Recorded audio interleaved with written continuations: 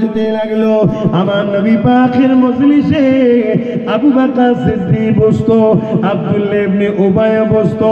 আমার নবী পাকের সাহাবী আব্দুল্লাহ ইবনে উবাই আমার আবু বকর সিদ্দিক, তিনার মুখে দাড়ি ছিল, টুপি ছিল, পাগড়ি ছিল, জুব্বা ছিল। আব্দুল্লাহ ইবনে উবাইয়ের মুখে দাড়ি, টুপি, জুব্বা, পাগড়ি ছিল। এ না জওয়ানেরা, কিন্তু আব্দুল্লাহ ইবনে উবাই কোরআন ঘোষিত জাহান্নামী হয়েছে। আর আমার রাসূলুল্লাহ সাহাবী আবু বকর দুনিয়া থেকে জান্নাতে সার্টিফিকেট পেয়েছে।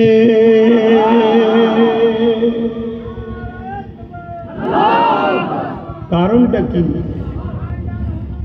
কারণ কি? দাড়ি তো দুদিকেই, টুপি তো দুদিকেই, নামাজ তো দুদিকেই, হজ তো দুদিকেই, রসুলকে ইমাম বানিয়ে ইক্তেদা করেছে দুজনাই।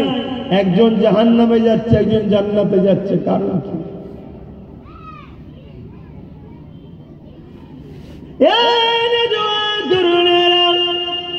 আজ পৃথিবী জুড়ে যে অত্যাচারের স্টিম লোড়া চলতে লেগেছে, এর থেকে নিরাপদ পাওয়ার একটাই রাস্তা আছে। আমাদের ঘরে মুমিন মুসলমান হতে হবে। মুমিন মুসলমান যদি হতে না পারি, আমরা কামিয়াবি হতে পারবো না। মুসলমান দাড়িতে, টুপিতে, মুসলমান নামাজে, রোজাতে, মুসলমান হজে যাকাতে। এ যুবকেরা, তরুণেরা, এটা তো আব্দুল্লাহ ইবনে উবাইয়েরও ছিল। শুনলে অবাক হয়ে যাবে। আবু জেহেলেরও পাগড়ি ছিল, আবু জেহেলও দাঁড়িয়ে রেখেছে। তাহলে আপনি কি বলবেন তাকে? না না, ওটা দেখলে হবে না। আল্লাহ নবী জানিয়ে দিলে আমার উম্মত দাবিদারদের মধ্যে থেকে ৭৩ দলে বিভক্ত হয়ে যাবে। ৭২ দলে নামাজ, রোজা, দাড়ি, টুপি সব থাকবে, তথাপিও তারা জাহান্নামী হয়ে যাবে। একটি দল জান্নাতি হবে। সাহাবা হুজুররা জিজ্ঞাসা করতে লাগলে, ইয়া রাসূলুল্লাহ, হাবিবাল্লাহ, নামাজ, রোজা, দাড়ি, টুপি, কোরআন, হজ, যাকাত সব থাকার পর তারা জাহান্নামী কেন হবে? আল্লাহ নবী জানিয়ে দিলে তাদের অন্তরে আমি রাসূলুল্লাহ আমার হাইয়া থাকবে না, তাদের অন্তরে আমার পিয়াস থাকবে না, আদব থাকবে না। এই জন্য আল্লাহ তাদেরকে জাহান্নামী করে দেবে। এ যুবকেরা, তরুণীরা, বাবেরা, এই জায়গাতে ঠিক এমনই ঘটনা ঘটেছে। আবু বকর সিদ্দিককে জিজ্ঞাসা করা হলো, ও হযরত আবু বকর সিদ্দিক, আপনি নবীর হাতে হাত দিয়েছেন, আব্দুল্লাহ ইবনে উবাইও দিয়েছে, আপনি নবীর পিছনে ইক্তেদা করে নামাজ পড়েছে, আব্দুল্লাহ ইবনে উবাইও পড়েছে, আপনি নবীকে সাথে জিহাদে গেছে, আব্দুল্লাহ ইবনে উবাইও গেছে, আপনি নবীর সাথে হজ করেছে, আব্দুল্লাহ ইবনে উবাইও করেছে। হে আবু বকর সিদ্দিক, আপনার মুখে দাড়ি, টুপি, জুব্বা, পাগড়ি রয়েছে, আব্দুল্লাহ ইবনে উবাইরও রয়েছে, তথাপি আপনি জান্নাতি ঘোষণা হলে ও জাহান্নামী হয়ে গেল। এর কারণটা কি? হযরত আবু বকর সিদ্দিক বলেছিল, এ দুনিয়ার মানুষেরা, আব্দুল্লাহ ইবনে উবাইয়ের যা রয়েছে, আমি আবু বকর আমারও তাই রয়েছে, কিন্তু আমার যা আছে ওর তা নাই। কি ওর আছে আপনার আছে, আপনার আছে ওর নাই, কি সেটা? হযরত আবু বকর সিদ্দিক বলেছিলেন, ওর নামাজ আছে, আমি আবু বকরও রয়েছে, ওর রোজা আছে, এটা আমারও রয়েছে, ওর হজ আছে, এটা আমারও আছে, ওর দাড়ি, টুপি, জুব্বা, পাগড়ি আছে, এটা আমারও আছে, ও দান করেছে, আমিও দান করেছি। এই আমলের দিক দিয়ে ওর যা করেছে আমিও তাই করেছি, কিন্তু আমার মধ্যে যা আছে ওর মধ্যে তা নাই। কি আছে আপনার ওর মধ্যে নাই? আবু বকর সিদ্দিক বলেছিলেন, আমার দিলের মধ্যে আল্লাহ নবীর প্রেম আদব আছে, যেটা আব্দুল্লাহ ইবনে উবাইয়ের নাই, এজন্য জাহান্নামী। আর ঈমান নবীর প্রেম আদব থাকার জন্য আমি আবু বকর জান্নাতি হয়ে গেছি। আরো জোরে বলুন সুবহানাল্লাহ। আমাদের তো বুঝতে হবে বাপ, নবীর প্রেম, নবীর আদব, এটা তো ঈমান। কেউ 200 টাকা দিয়ে 100 টাকা কি একদিনের রোজ দিলে তার মিটিংয়ে গিয়ে রোদে বসতে পারি? এখানে তো ছায়া রয়েছে। এখানে বসতে যদি মুসলমানের কষ্ট হয় তা জানতে হবে সমস্যা ওর ইমানে হয়েছে। এখানে তো অন্য কোনো ব্যাপার নেই, না বসলে মারবে কেউ। আর যদি বলেন বসলে মারবে, ইসলামের জন্য তো আপনাকে ওটাও রিস্ক নিতে হবে। আল্লাহ রসুলের খুশির জন্য আপনাকে তো ওটাও করতে হবে। হযরতে বেলাল হুজুরের অফার ছিল না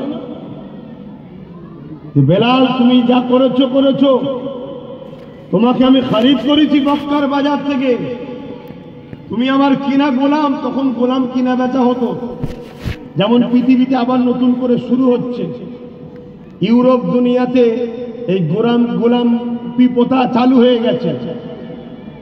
আর আলহামদুলিল্লাহ ইউরোপ দুনিয়াতে খুব দ্রুত তারা সমীক্ষা করছে 40 থেকে 45-এর মধ্যে ইউরোপ দুনিয়া ইসলাম সংখ্যা গুরু হবে। জোরে বলুন সুবহানাল্লাহ। যে ভয় আমাদের এখানের লোকেরাও পাগলা হয়ে গেছে, কথা বুঝে আসছে।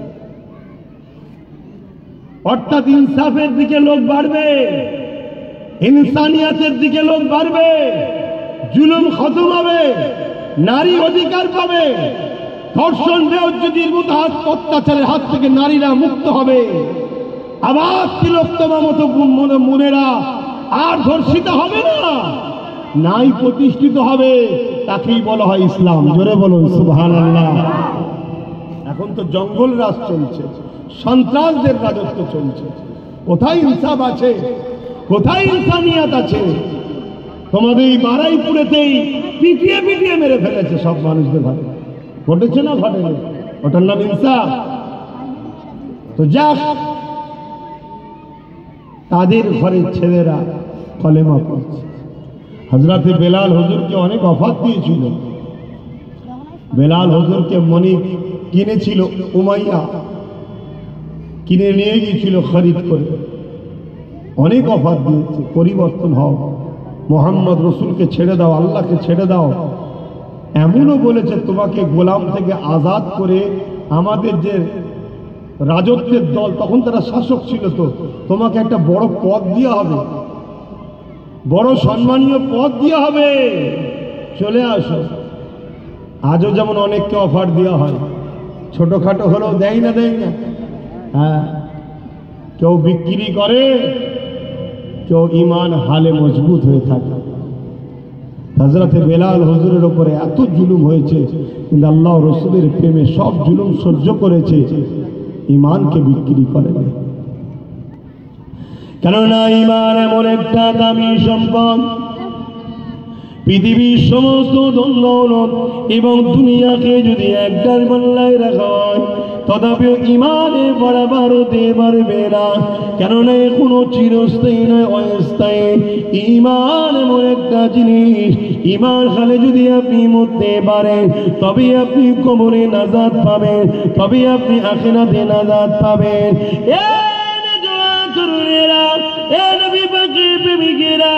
আল্লাহ নবী সাহাবী হযরত আবু বকর সিদ্দিক জানালেন, ওর মধ্যে নামাজ দাড়ি টুপি সবই রয়েছে, ওগুলো আমারও রয়েছে, কিন্তু ওর মধ্যে ঈমান নাই, এজন্য জাহান্নামী হয়ে গেল। এই বলে দিয়ে যে আখিরি জামানা আর দুনিয়া জুড়ে আমাদেরকে যারা মিটাতে চাইছে, কোনোভাবেই তো মিটাতে পারছে না। তাই তারা পরিকল্পনা করেছে আমাদের ঈমানটাকে লুটে নেবার ষড়যন্ত্র করছে, আমাদের অন্তর থেকে নবীর প্রেম আদবকে বার করে দিবার প্ল্যান করছে। আজকে আমাদের যুব সমাজ কোরআনের মাহফিল ভালো লাগে না, দ্বীন ইসলামের মাহফিল ভালো লাগে না, আল্লাহর কথা রসুলের কথা ভালো লাগে না, গান যাত্রা ফাংশনের দিকে ছুটতে লেগেছে। যদিও বা কিছু মুসলমানকে ভালো লাগে, এই মুসলমানগুলোর ঈমানকে লুটবে বলে এমন সব উলামা বেরিয়েছে যারা আমার নবী পাককে মোরা বলে, আমার নবী পাককে আমাদের মতো মানুষ বলে, আল্লাহ নবীকে মাটির তৈরি বলে, নবী শাফাআত করতে পারবে না বলে, নবীর নাকি অক্ষর জ্ঞান নাই বলে, নবী নাকি লিখতে পড়তে জানতো না বলে, নবী নাকি গরু ছাগল চড়িয়ে বেড়াতো, নবী নাকি রাখাল ছিল। এই কথাগুলো যারা বলবে তারাও যেমন কাফের হয়ে যাবে, এই কথাগুলোকে শুনে যারা চুপ করে থাকবে তাদেরও ঈমান চলে যাবে। আর বেঈমানের সংখ্যা যত বেশি হোক না কেন, বেঈমান দ্বারা কখনো মসজিদ নিরাপদ হতে পারে না, বেঈমানের দ্বারা কখনো মসজিদের কাজে লাগবে না, বেঈমানের দ্বারা কখনো মাদ্রাসার উপকার হবে না, বেঈমানের দ্বারা কখনো দ্বীনের উপকার হবে না। এই জন্য ইসলামের দুশমনেরা মুসলমানের দাড়ি টুপি নামাজ ঠোলটা রেখে দিতে চাইছে, কিন্তু ভিতরের যে অরিজিনাল ঈমানটাকে লুটে নিতে চাইছে। তাই আমি বলে দিয়ে যা, ঈমান বাঁচান, ঈমান বাঁচান। যার দিলে যত নবীর উপরে প্রেম আদব বেশি, তার ঈমানের ক্ষমতা তত বেশি। আমার কথা বুঝছেন তো? মাইকের আওয়াজে কি গো, মাইক আওয়াজে বুঝছেন তো? ঈমানকে বাঁচান। ঈমান যদি থাকে, যত বড়ই শক্তিশালী হোক আপনাকে মিটাতে পারবে না।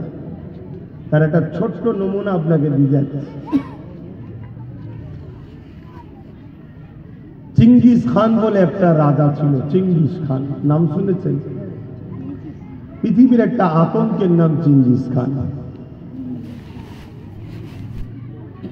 সেও আজকে জালিমদের মতো বলেছিল ইসলামকে মুছে দেব। ইসলামকে মুছার জন্য সে তার মিশন, তার কাজ শুরু করল। এই কাজ করতে গিয়ে 1 কোটির উপরে মুসলমানকে কতল করেছে। 1 লক্ষ কম বেশি আলেম উলামা হাফিজে কোরআনকে কতল করেছে। তার অনেক অত্যাচারের ইতিহাস আছে। তার মধ্যে একদিনে বাগদাদের একটা বিশাল বড় মাদ্রাসা, এই মাদ্রাসার উপরে চিঙ্গিস খান তার বাহিনী নিয়ে হামলা করল। যেমন আজকে আমার দেশেও কিছু চিঙ্গিস খানের আওলাদ বেরিয়েছে। মাদ্রাসাগুলো দেখলে ওদের বুকে পেন হচ্ছে। মাদ্রাসা ভেঙে দাও, বাংলাদেশে মিটিয়ে দাও, আছে না? নাই? হ্যাঁ, কষ্ট হচ্ছে বলতে না কেন? ওদের ঘরে তো আপনারাই আবার বেশি বাহাবা দেন। আপনাদেরই সব তো তারা মাথার উপরে আছে না, ওই জন্য আপনাদের অনেকের বলতে হয়তো সমস্যা হতে পারে। আমার সমস্যা নেই, কেন আমার মাথার উপরে মোহাম্মদ রসুল্লাহ নালাইন শরীফ আছে, আর বাকি কাউকে আমার মাথার উপরে উঠতে দিইনি, সব জুতোর তলায় রাখি। কথা বুঝে আসতেছে? যেই হোক, তো চিঙ্গিস খান একদিন কাতার দিয়েছে, বিশাল বড় কাতার দিয়ে এই মাদ্রাসায় হামলা করেছে। যত উলামা ছিল, সমস্ত উলামা ছাত্র তাদেরকে সব জড়ো করেছে এক জায়গায়, এক কথায় আলেমদেরকে। তার মধ্যে থেকে একজন প্রবীণ উস্তাদ ছিলেন, অনেক বয়স্ক মানুষ, একজন আলেমে দ্বীন, ওই মাদ্রাসার শিক্ষকতা করত, তিনিও ছিলেন তার মধ্যে। চিঙ্গিস খান এই আলেমগুলোকে 3টে কাতারে ভাগ করলো, 3টে কাতার দাঁড় করালো। আর এই প্রথম কাতারে ওই প্রবীণ বয়স্ক উলামা তিনিও দাঁড়িয়েছিলেন এক কিনারায়। চিঙ্গিস খান জাল্লাদকে হুকুম করলো, প্রথম কাতারের আলেমগুলোর গর্দানগুলো উড়িয়ে দাও। কিভাবে অত্যাচার করেছে দেখুন ইসলাম ও মুসলমানদের উপরে। ইসলাম বিদ্বেষীরা কিভাবে জুলুম করেছে। আজকে যেগুলো দেখছেন এ তো ছোটখাটো, এই ছোটখাটোটা আস্তে আস্তে বড় হবে। কি করে বড় হবে? যদি আমাদের ঈমান চলে যায়। ঈমান যত দুর্বল হবে ওরা তত বাড়বে, আর আমাদের ঈমান যত শক্তিশালী হবে ওরা তত দমাবে। শুনছেন না শোনেন? আমার পশ্চিম বাংলায় প্রকাশ্য বলা হচ্ছে, আবার সে আমার কোন রাজনীতি দলের সভাপতি বলছে বাড়ি বাড়ি ধারালো অস্ত্র রাখো। কেন? মুসলমানদের মারতে হবে, এটাই উদ্দেশ্য। শুনছেন তো নাকি? আর তুমি এটাও শুনে রেখে দাও, ওরা অলরেডি বাড়ি বাড়ি তৈরি হয়ে গেছে, অলরেডি তৈরি আছে। প্রকাশ্য বলছে, কোনো বিচার হচ্ছে? কেন হয় না? চোরে চোরে মাস্তুতো ভাই। শুধু সময়ের অপেক্ষা। এখনো যে কটা ইমানদার আছে এইগুলোকে হয় বেঈমান বানাও, আর না এইগুলো শুধু দুর্বল হয়ে যা, এইটুকু অপেক্ষায় আছে। দিদি বলেন ইমানদার হলে কি হবে? ইমানদার হাত তুললেই আল্লাহ সাহায্য আছে। আপনারা না বুঝলে ওরা বোঝে। ওরা বদরের ইতিহাস দেখেছে, ফেরেশতা এসেছে। ওরা হুনাইন, খাইবার, খন্দক, সালাউদ্দিন আইবি, মুজাদ্দেদ আল পেসানি, খাজা গরিবে নওয়াজ সবার ইতিহাস ওরা দেখেছে। ওরা জানে এই দু চারটেতেই কি করতে পারে। শুনছেন না শোনেন না? কিন্তু আপনারা জানেন না। আপনারা তো কালকেই কেউ মরা মুরগির বিরিয়ানি খাওয়াবে, ওদেরই চালা চামটা হলে ছুটবেন তো সব। বিরিয়ানি দেবে রে, 200 টাকা রোজ দেবে, যা চ। মরা মুরগির বিরিয়ানি খেয়ে ইমানটাকে শেষ করে দিল।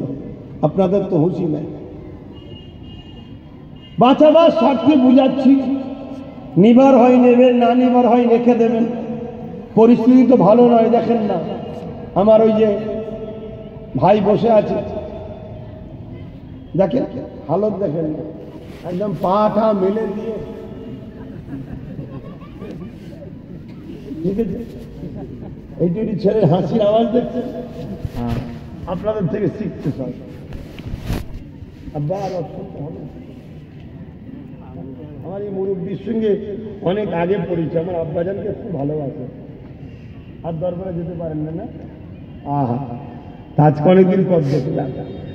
তাই এইটুকু একটু বলে দিই না, কিনা ধৈর্য হারা হয়ে যাচ্ছে। কি করব বলেন না, রাগী মানুষ তো, অন্যায় দেখলে সহ্য করতে পারি না। আর আল্লাহ তৈরি করেছে, কি করব বল, আমার কিছু করার আছে?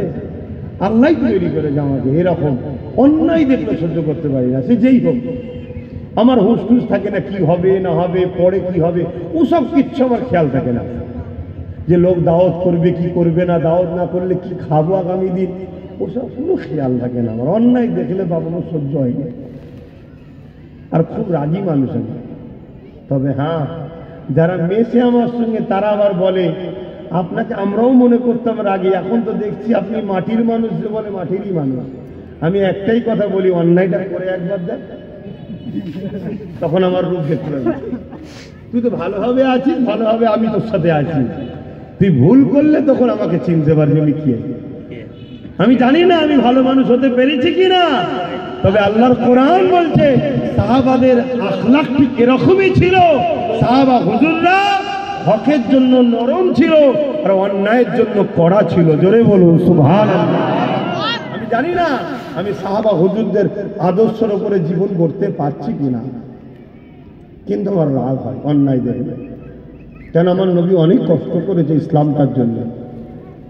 মানার হলে মানার মতো মানো, আর নাই দূরে সরে যাও।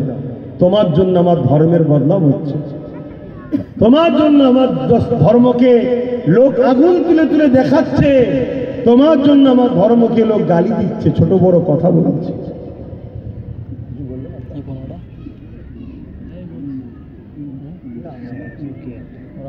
বসেন বসেন আব্বা বসেন, আপনি বয়স হয়েছে।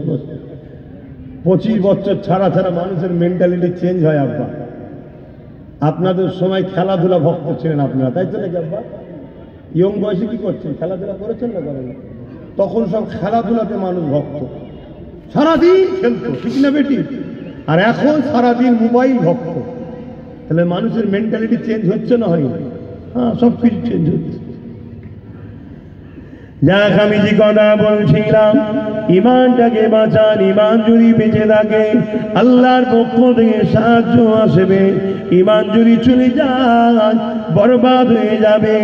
এ যুবকেরা, তরুণেরা, বাপেরা, আমার নবী পাকের উম্মত উম্মতিরা, আখেরি জামানা আল্লাহ নবী জানিয়ে দিলেন হাতে তালুতে আগুন রাখা থেকে ইমান বাঁচানো বড় কষ্ট হবে। এটা হলো সেই সময়।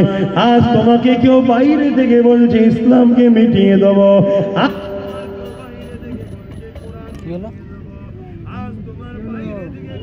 যেদিন ইসলামকে মিটিয়ে দেব। কেউ বলছে তোমাকে আযান বন্ধ করে দাও, কেউ বাইরে থেকে আইনের জোর দেখে মসজিদ মাদ্রাসাকে দখল করে নিতে চাইছে। মনে রাখবে, এই বিমারের যদি এখনই ট্রিটমেন্ট না করো, আগামী দিন তোমার ঘরে ঢুকে ঢুকে বলবে আল্লাহ মানা যাবে না, নবী মানা যাবে না। যদি বলেন ছেড়ে দেবো না, আজই কখন কিছু করতে পারছো না, কাল তাহলে তুমি কি করবে? শুনছো তো নাকি? আজই কিছু করতে পারছো না তো কাল কি করবে?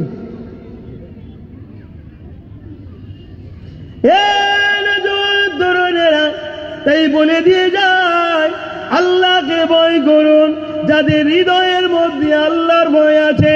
ওয়ালিমান খাফা মাকামা রাব্বিহি জান্নাতান, আল্লাহ পাক সূরা রহমানের মধ্যে জানিয়ে দিচ্ছে আমার আল্লাহ তাদেরকে দুটো জান্নাত দেবে। আল্লাহ পাক দুটো জান্নাত তাদেরকে দিয়ে দেবে যাদের সিনাতে আল্লাহ পাকের ভয় রয়েছে। ঠিক তেমনি আর একটা কথা বলে যায়, ঠিক তেমনি হৃদয়ের মধ্যে নবীর ভালোবাসা রাখে, নবীর আদব রাখে। আল্লাহকে যদি আপনি ভয় করেন, প্রত্যেকটা জুলুমকারী অন্যায়কারী আপনাকে ভয় করবে। এটা হলো সিস্টেম, শুনছেন তো?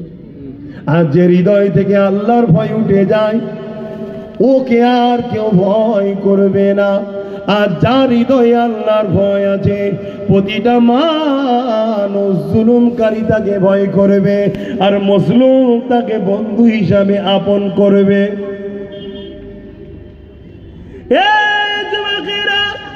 আল্লাহর ভয় যাদের হৃদয়ের মধ্যে রয়েছে তাদেরকে শুধু মানুষ নয়, জঙ্গলে হিংস্র জীব জন্তু পশুরাও ভয় করে।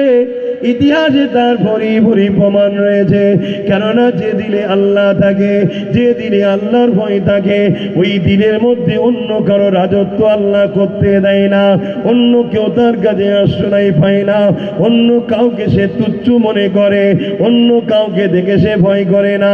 সে হতে পারে আমেরিকার প্রেসিডেন্ট, কিন্তু যাদের দিলে আল্লাহর রাজত্ব রয়েছে সে আমেরিকার প্রেসিডেন্টকেও তুচ্ছ মনে করে।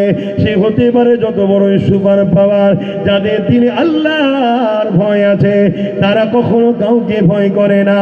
যার প্রমাণটা প্যালেস্টাইনের মানুষগুলো দেখিয়ে দিল। তাদের বিরুদ্ধে পৃথিবীর সুপার পাওয়ার গুলো লাগলো, যাদের কাছে পারমাণবিক শক্তি রয়েছে। পৃথিবীর সমস্ত দেশগুলো এক হয়ে গেল। কি জন্য এক হলো? প্যালেস্টাইনকে মিটিয়ে দেবে, জেরুজালেমকে মসজিদে আকসাকে দখল করবে, যেমন করে প্যালেস্টাইনবাসীদেরকে ধ্বংস করে দেবে। পৃথিবীর সুপার পাওয়ার দেশগুলো কামান পাঠিয়ে দিল, বোম পাঠিয়ে দিল, মিসাইল পাঠিয়ে দিল, রকেট পাঠিয়ে দিল। এত বড় বড় পাওয়ার পাঠাবার পরও সামান্য একটা গুটিগত এলাকার মুসলমান, এই মুসলমানগুলো কিন্তু পরমাণু বোমাকেও কিছু মনে করলো না, মিসাইলকে কিছু মনে করলো না, রকেটকে কিছু মনে করলো না, বোমকে রকেটকে সুখের কিছুই মনে করলো না। সুপার পাওয়ারের সামনে পাথর নিয়ে চামগুল দিলে দাঁড়িয়ে দাঁড়িয়ে দাঁড়িয়ে দাঁড়িয়ে তারা লাশের পাহাড় তৈরি করেছে, তথাপি আল্লাহর মসজিদকে ছাড়েনে। আরো জোরে বলুন সুবহান। আমরা কি করছি? আমরা আল্লাহর ঘরের জন্য কি করছি? আমরা তো নিজেরাই মসজিদে যাই না, নিজেরাই তো মসজিদকে ভালোবাসি না।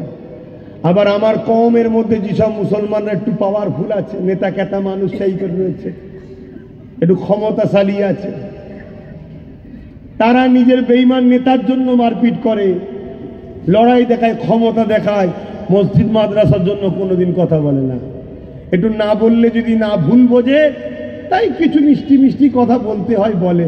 ক্ষমতা দেখায়, দেখায় না, দেখায় গরিব মুসলমানের উপরে ক্ষমতা দেখায়। তুই কোথায় যাচ্ছিস? না আব্বাস সিদ্দিকীর জলসায়, দাঁড়া, তোর ঘরটা আটকে দেবো। কোথায় যাচ্ছিস? না আব্বাস সিদ্দিকীর জলসায়, দাঁড়া, তোর নামে গ্যাজার কেস দেবো। আমাদের যে কটা আবার একটু মুসলমানদের মধ্যে ক্ষমতাশালী আছে সেগুলো আবার এরকম ধরা 2 নম্বর। আমাদের আছে কি? কি গো, আমাদের আছে কি? হ্যাঁ, এরপর মনে রাখবে ঈমান যদি ঠিক থাকে দুনিয়ার সমস্ত পাওয়ার হাঁপিয়ে যাবে আপনাকে মিটাতে গিয়ে, কিন্তু আপনাকে মিটাতে পারবে না আল্লাহর সাহায্যে। অবশ্যই দেরি হলো, বিজয় কিন্তু আপনারই হবে।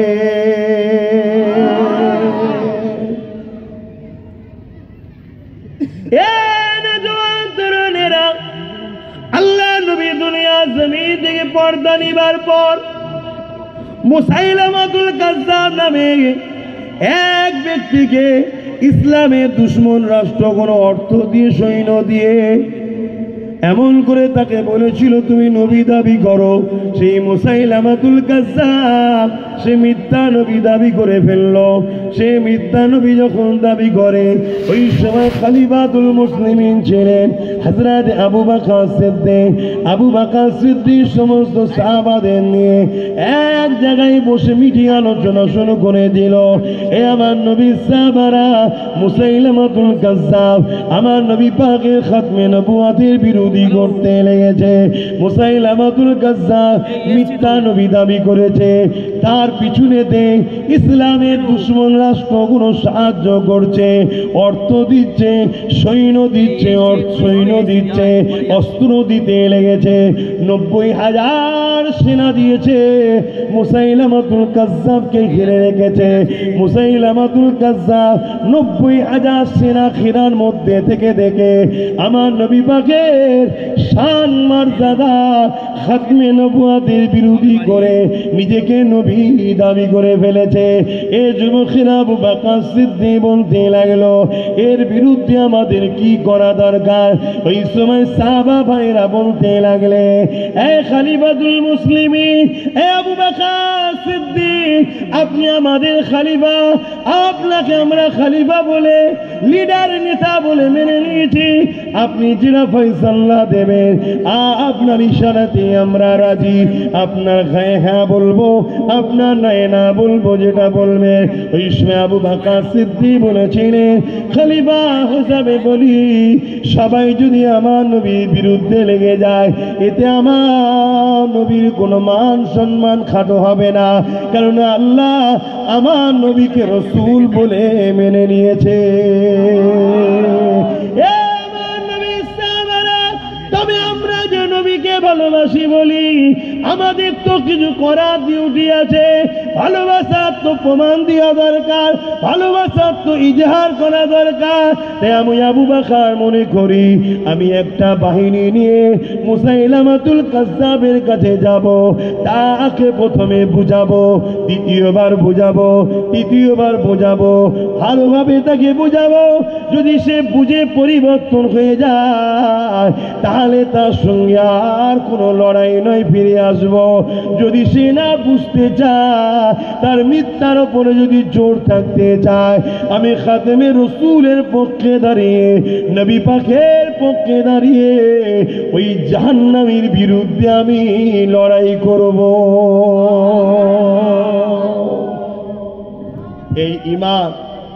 এই ঈমান আমাদেরও দরকার আছে না নাই? কিন্তু থাকবে কি করে? আমাদেরকে হারাম খাদ্য খাইয়ে শেষ করে ফেলছে, আমাদের হুঁশি নাই। ফ্রি টাকা দিচ্ছে, ফ্রি সব মাইন খাবার দিচ্ছে, আর আমরা লোভে পড়ে খাচ্ছি। হ্যাঁ, আজকে আমার বাংলাতে বলা হলো এক হাতে তরোয়াল এক হাতে কোরআন লে ইসলাম প্রচার করেছে। কই প্রতিবাদ হচ্ছে? কে প্রতিবাদ করবে? হ্যাঁ, সব খেয়ে বসে আছে, খেয়ে বসে আছে। হ্যাঁ, আমি যেখানেই যাচ্ছি সেখানেই প্রতিবাদ করছি। সোশ্যাল মিডিয়া খোলো, দেখো, যেখানে যাচ্ছি সেখানেই প্রতিবাদ।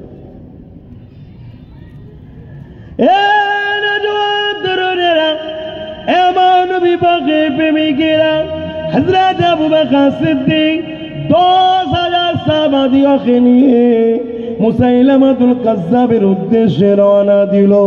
আর মুসাইলামাতুল কাজ্জাবকে ঘিরে আছে 90,000 সৈন্য, উলঙ্গ তরোয়াল নিয়ে ঘিরে রয়েছে। আর আমার আবু বকর সিদ্দিক মাত্র 10,000 নিয়ে রওনা দিল। মুসাইলামাতুল কাজ্জাবের কাছে পৌঁছে গেল। মুসাইলামাতুল কাজ্জাবের সঙ্গে মিটিং সেটিং হয়ে গেল। ওই মিটিং এর মধ্যে আলোচনা শুরু হয়ে গেল। হযরত আবু বকর সিদ্দিক বলতে লাগলেন, এই মুসাইলামাতুল কাজ্জাব ইসলামের দুশমন রাষ্ট্রদের সাহায্য নিয়ে, তাদের অর্থ নিয়ে, তাদের সেনা নিয়ে, তাদের পয়সা নিয়ে, তাদের অস্ত্র নিয়ে তুমি কোরআনের বিরোধী কেন করলে? করলে আল্লাহর কোরআন জানিয়ে দিয়েছে ওয়ালাকির রাসূলুল্লাহি ওয়া খাতামান নবী, আমার নবী পাক হলো শেষ নবী। কেন তুমি খাতমে নবুয়তের বিরোধী করলে? তুমি তওবা করো, তুমি ফিরে আসো, পরিবর্তন হয়ে যাও।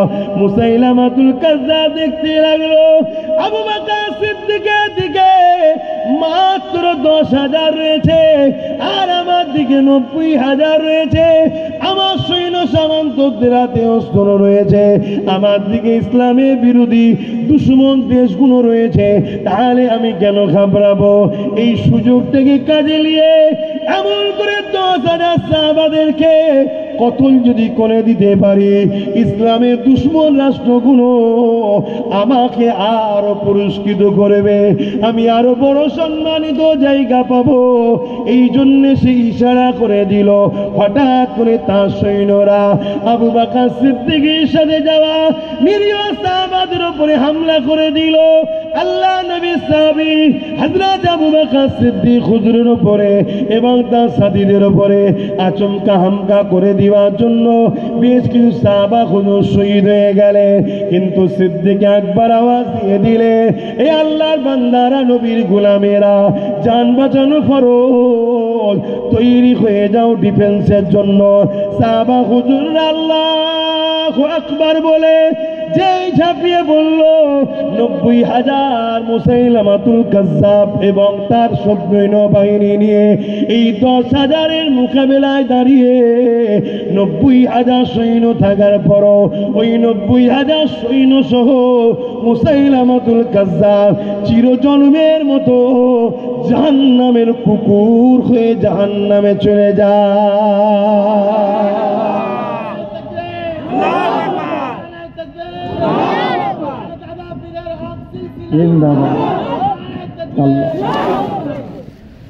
শুনছেন? তাহলে ইমানের পাওয়ারটা কি বুঝছেন? এখনো কিছু ইমানদার আছে, তাদের জন্য এখনো গণভাবে শুরু হয়নি। তাই তোমাদেরকে বলি, ইমান মজবুত করো। তোমরা এই বিপদ থেকে যদি বাঁচতে চাও, সর্বপ্রথম তোমাদের কাজ হলো গোস্তাগে রসুল, বিয়াদবমূলক যারা উলামা, নবীর শানে, ওলিদের শানে বিয়াদবি করে, এই মুনাফেক, গাদ্দার, কাফের উলামাগুলোদের থেকে দূরে থাকো। এরা শাসকের টাকা নিয়ে সমাজকে বেঈমান বানাচ্ছে। এরা শাসকের টাকায় মসজিদ মাদ্রাসা করে। এরা অত্যাচারী ইসলাম বিরোধী সরকারের অর্থতে মসজিদ মাদ্রাসা তৈরি করে সেখানে দিন, ইসলামের নামাজ, রোজা, দাড়ি, টুপি সব দেয়, শুধু রাসূলুল্লাহ ও ওলি আউলিয়াদের বিরুদ্ধে বিয়াদব তৈরি করে। আর এতে তোমাদের ঈমান চলে যাবে। আর ঈমান চলে গেলে মসজিদও বাঁচাতে পারবে না, মাদ্রাসা বাঁচাতে পারবে না, জানও বাঁচাতে পারবে না। বুঝতে পারছি? সময় কম, নামাজ হবে, আসো সালাম দেবো। ইয়া নবী সালাম।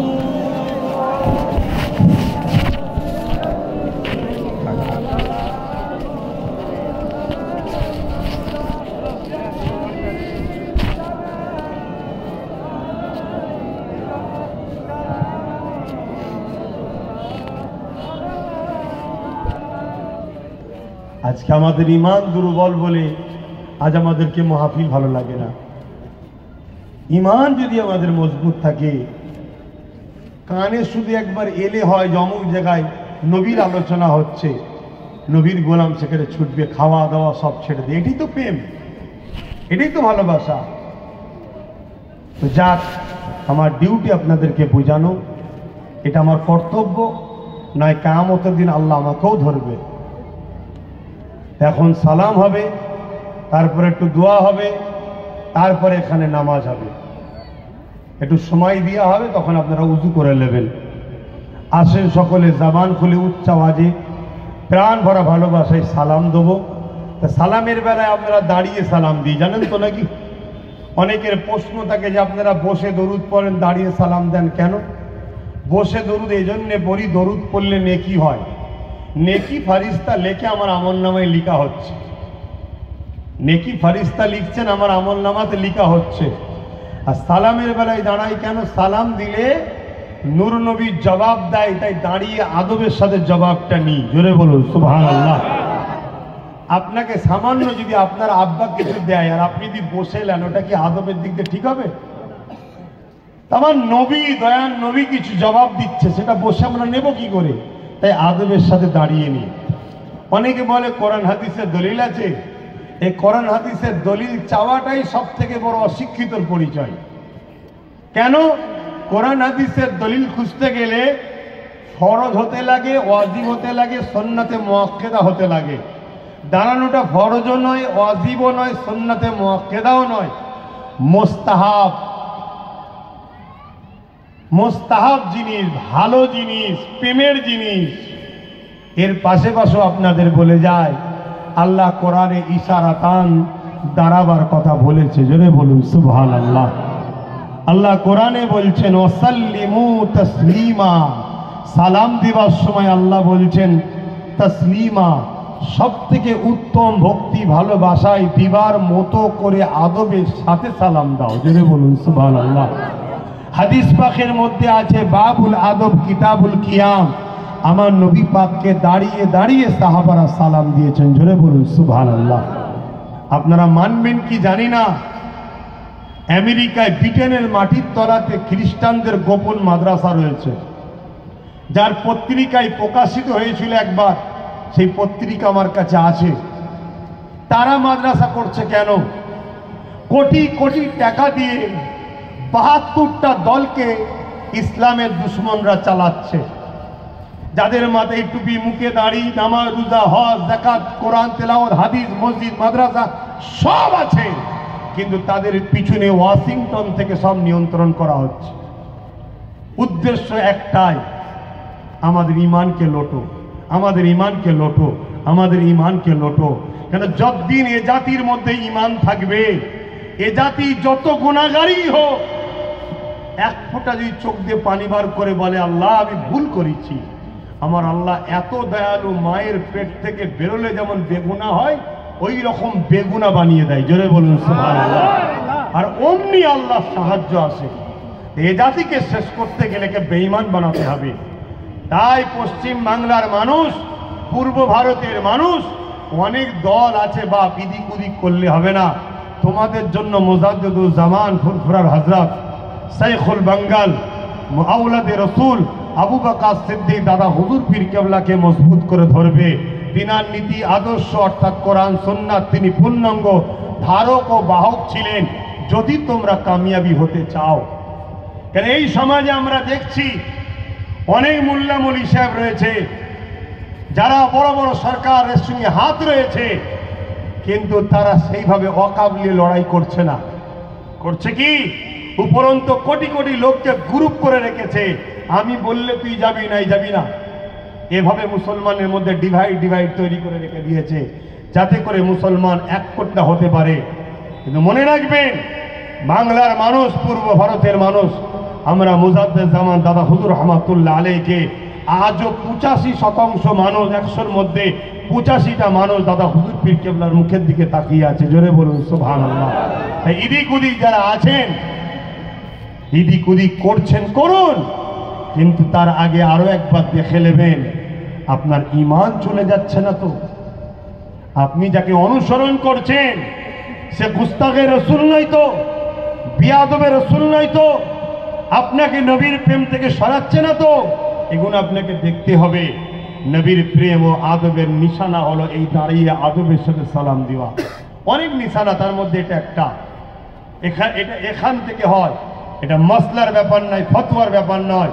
কিন্তু আজকে অনেকে বসে দেয়, যারা বসে দেয় তাদেরকে আমরা কোনো সমালোচনা করি না, তাদের বিরুদ্ধে কোনো ফতোয়াও নাই, কেন? তাদের ইচ্ছা।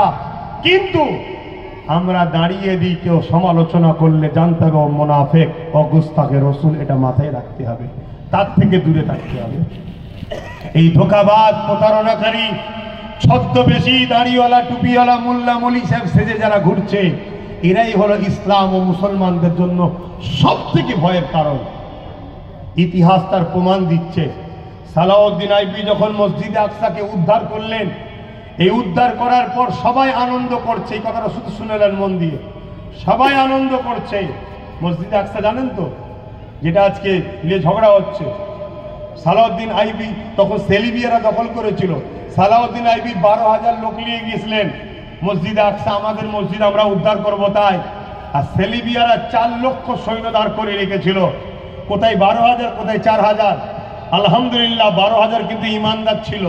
এই 12,000-এর কাছে 4 লক্ষ শুধু হারেনি, জবানা জব্দ হয়ে গেছিল, পালাবার রাস্তা খুঁজে পাইনি। জোরে বলুন সুবহানাল্লাহ।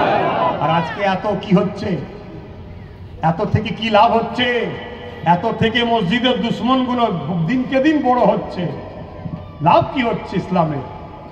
অতএব আল্লাহ যখন দেখবে মুসলমান তোমরা দিনের কাজে লাগাওনি, আল্লাহ জালিমকে বসে মিটিয়ে দেবে। সালাউদ্দিন আইবি সবাই আনন্দ খুশি করছে, মসজিদ ফিরে এসেছে।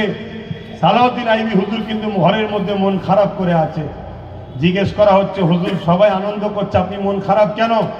সালাউদ্দিন আইবি বললেন, প্রকাশ্য শত্রু 4 লক্ষ কেন 40 লক্ষ যদি থাকতো তারও মোকাবেলা করে সালাউদ্দিন আইবি আল্লাহর ঘরকে উদ্ধার করতো। জোরে বলেন সুবহানাল্লাহ।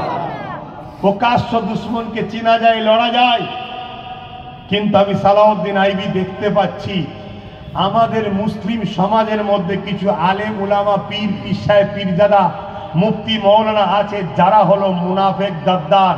এদেরকে যদি শেষ করতে না পারি মসজিদে আকসা আবার বিক্রি হয়ে যাবে। কি হয়ে যাবে? জোরে বলুন। যেমন আমার দেশের বাবরি মসজিদ কি হয়েছে?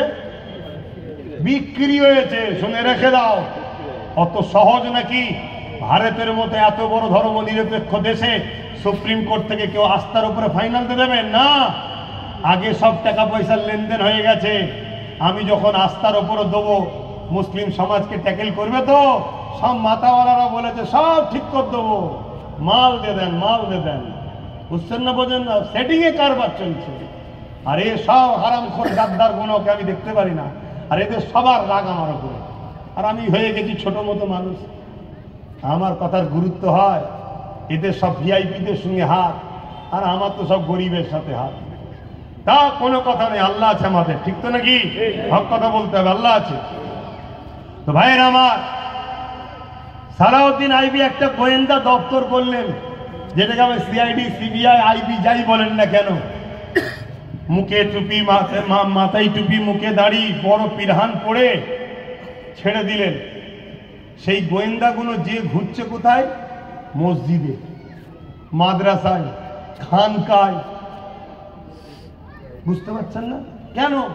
ইসলাম দুশ্মন মসজিদে পাওয়া যায় না? মসজিদেই আছে, খানকাতেই আছে, মাদ্রাসাতেই আছে। যেখানে ঢুকে বসে থাকলে লোক সন্দেহ করবে না। শুনছেন? পাঠিয়ে দিলেন। আমি বেশি বলতে পারছি না, সময় নেই।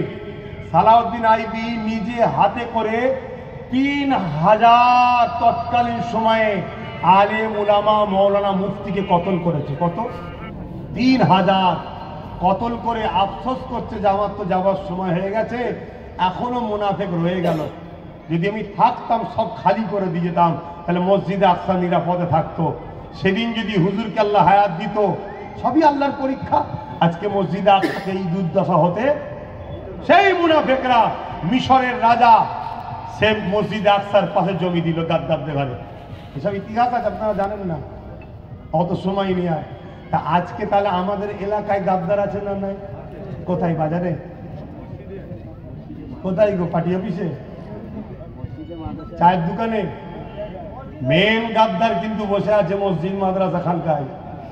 ওখান থেকে নিয়ন্ত্রণ হচ্ছে সব জায়গায়। কথা কিছু মাথায় ঢুকছে? তাহলে কি আলেম ছেড়ে দেবেন? আলেমরা তো নবীর ওয়ারিস, ছেড়ে দেবেন? আলেমদের মুখ দেখলে ছোট ছোট গুনাহ মাফ হয়, জানেন? তাহলে ছেড়ে দেবেন না। তাহলে আলেম দুই ধরনের, খায়রুল উলামা, শাররুল উলামা। যারা আল্লাহ ও রসুলের পক্ষে কথা বলে, হকের কথা বলে, নবীর ইশকের কথা বলে, নবীর সঙ্গে জুড়তে চায়, তাদের সঙ্গে থাকুন, তারা হলো ভালো উলামা। এটা মাথায় রাখে। হে নবী সালাম, ইয়া রাসূল সালাম, ইয়া হাবিব সালামাতুল্লাহ। সময় কম, সকলে বসে যান।